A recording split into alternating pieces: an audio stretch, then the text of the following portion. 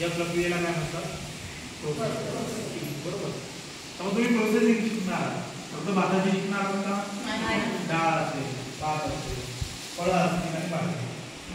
डाळ भात नाही, त्याला काय म्हणतात? डाळ. कडधान्य म्हणतो.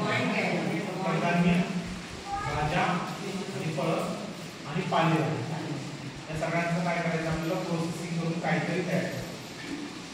म्हणजे काहीतरी तयार करायचं तुम्ही करताय, शिकताय ना, पण प्रिझर्वेशन पण करता. प्रिझर्वेशन पण आहे ना. प्रिझर्वेशन म्हणजे काय? प्रिझर्व म्हणजे काय करता?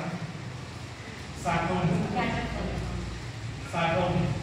साठवणे म्हणजे ती वस्तू कमीत कमी वर्षभर 6 महिने टिकवणे म्हणजे काय?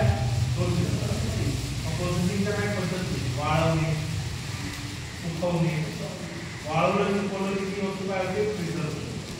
जसं पापड बनवला, वाळवला. बरोबर. अजून काय वाळवतो आपण? भात पण असतो शेतात वाळवतो.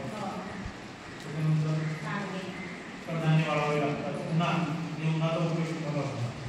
त्याच्यानंतर गोड गोष्टी आपण टाकून सुद्धा त्या गोष्टी टाकतो. जसं लोणच्यामध्ये गुळ टाकला, त्या जॅम, त्यामध्ये आपण